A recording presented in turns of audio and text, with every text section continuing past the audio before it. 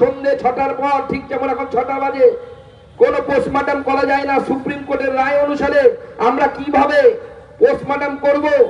তার উত্তরে টালা থানার আইসি তিনি লিখে পাঠাচ্ছেন, এটা বিশেষ কেস, তাড়াতাড়ি পোস্টমর্টমের ব্যবস্থা করুন। পুলিশের উপর কত চাপ থাকলে, পুলিশ কতটা নির্লজ্জ বেহায়া পুলিশ হলে এই কাজ করতে পারে। তাই আমি উত্তর কলকাতার আমার বিজেপির কর্মীদেরকে বলেছি যে রক্ষকই যখন ভক্ষকের ভূমিকা পালন করে, পুলিশ যে পুলিশের উচিত অপরাধীদেরকে শাস্তি দেয়া, সে যখন শাস্তি দিতে না পারে, তথ্য প্রমাণ লোপাট করে, সেই থানা দেখে লাভ নেই। তাই টালা থানায় তালা লাগানো অভিযান করুন। ওই থানাতে তালা লাগিয়ে রাখতে হবে, ওই থানার কোনো কাজ যেন না হয়। আরে পুলিশটাকে কি করে দিয়েছেন?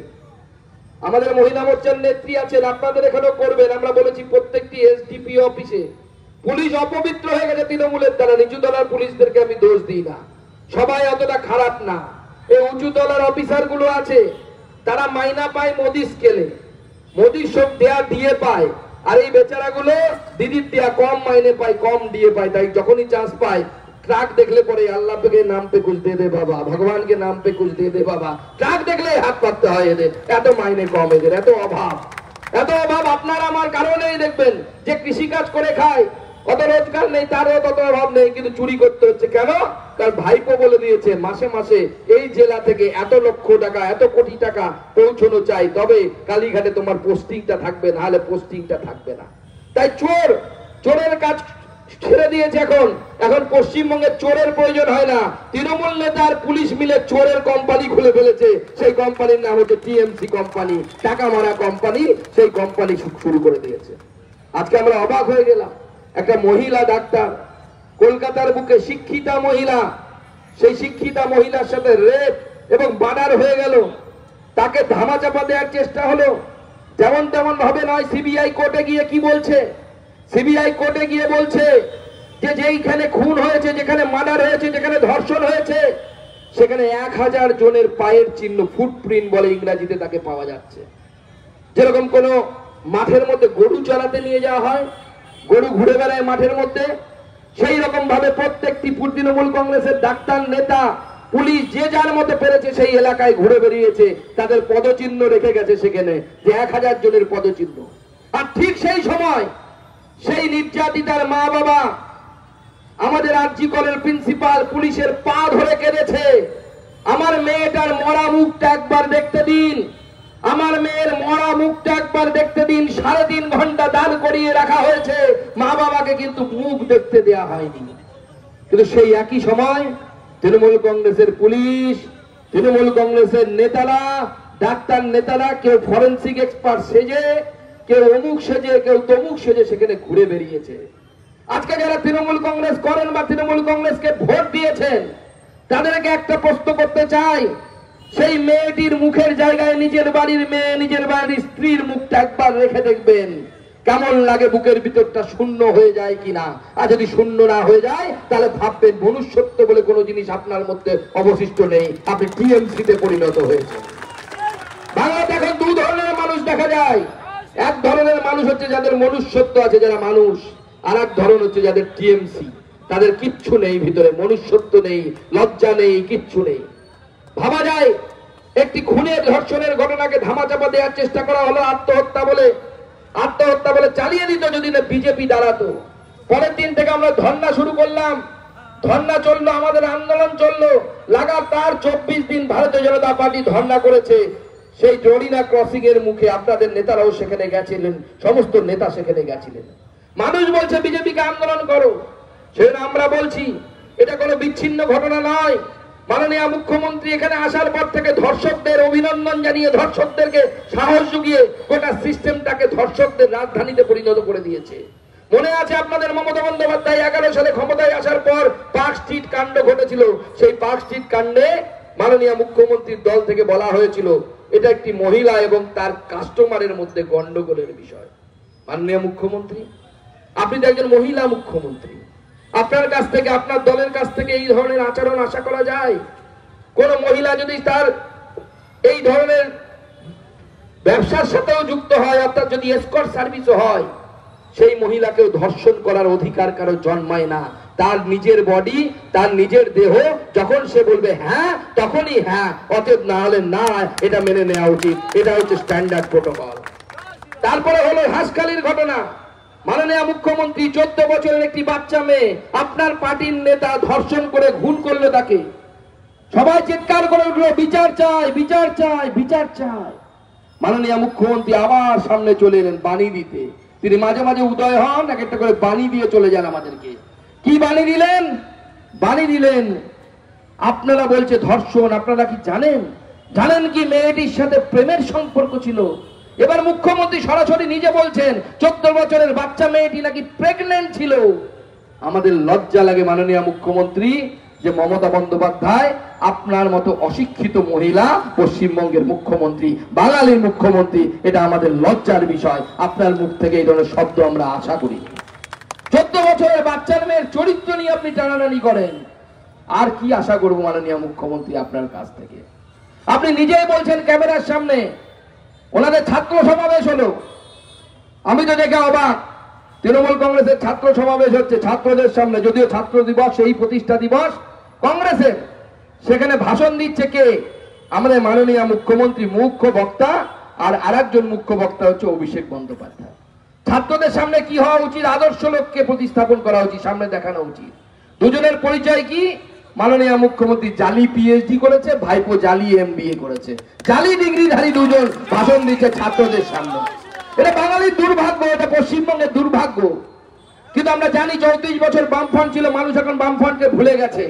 এই জালি ডিগ্রিধারী মুখ্যমন্ত্রী এবং তার ভাইপো, যিনি জালি পিএইচডি করেছিলেন ইস্ট জর্জিয়া ইউনিভার্সিটি থেকে আমেরিকার, আর তার ভাইপো এমবিএ করেছিল দিল্লির কোন একটি ফেক কলেজ থেকে। সেই ফেক ডিগ্রিধারী সরকারের কথা একদিন কেউ মনে রাখবে না, মানুষ মনে রাখবে শুধুমাত্র বিজেপির কথা। বিজেপির সরকার, যে সরকার প্রতিষ্ঠিত হবে পশ্চিমবঙ্গে অদূর ভবিষ্যতে, সেই সরকারের কথা মানুষ মনে রাখবে। মানুষ তৈরি হয়ে গেছে, তাই মানুষ বলছে যে এই মুখ্যমন্ত্রী যদি থাকে ধর্ষণ বন্ধ হবে না। যে মুখ্যমন্ত্রী 14 বছরের মেয়ের চরিত্র নিয়ে প্রশ্ন করে, সেই মুখ্যমন্ত্রী থাকতে এখানে ধর্ষণ বন্ধ হবে না। যে মুখ্যমন্ত্রী একজন মহিলার কে এসকর্ট সার্ভিস বলে, অর্থাৎ তাকে একটি জঘন্য পেশার সাথে যুক্ত করে দেন কথায় কথায়, সেই মুখ্যমন্ত্রী থাকতে কোনো এখানে ধর্ষণ বন্ধ হবে না। তাই ধর্ষণ যদি বন্ধ করতে হয় আমাদের এই সরকারের পরিবর্তন করতে হবে, আর এই তৃণমূল কংগ্রেস সরকারকে উৎখাত করে বঙ্গোপসাগরে ফেলে দিতে হবে। আগামী নির্বাচনে আমাদেরকে তার জন্য প্রস্তুত হতে হবে। আপনারা নির্ভয় এগোন। আপনাদের এমপি নেই তো কি হয়েছে? আমাদের 12 জন এমপি আছে, 68 জন এখনো এমএলএ আছে। প্রত্যেকে আমরা আপনাদের সাথে দাঁড়িয়ে আছি। আর এই চোরেদেরকে সামনে বিধানসভা নির্বাচনে বাঁকুড়ার মানুষও ভোট দেবে না, বাঁকুড়ার মানুষও একটাও ভোট দেবে না। এই চোরেদেরকে পশ্চিমবঙ্গ ছাড়া করবে। তাই বন্ধুগণ, এই আন্দোলনকে আমাদেরকে চালিয়ে যেতে হবে। আমরা বলছি এটা সিস্টেমের ফেলিওর, এটা শাসনের ফেলিওর। এই শাসন যতদিন থাকবে ততদিন এই ধরনের একের পর এক ঘটনা ঘটবে। এখানে সিপি সরে গেল, কাজের কাজ হবে না। নতুন সিপি এসে সে আরো বেশি কাজ শুরু করবে, আরো বেশি চুরি শুরু করবে। তাই সিপি সরলে হবে না, সিপির পিসিটাকে ছড়তে হবে। পিসি সরলে পরে তবে পরে ঠিক হবে, আইন শৃঙ্খলা প্রতিষ্ঠিত হবে। আর সিপি সরে গেলে কি হবে?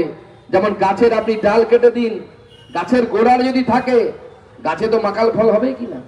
মাকাল ফলের গাছে কি আম গাছ হবে? আম হবে কি? আপনি মাকাল ফলের গাছ লাগালেন, তাতে আম ফলবে না।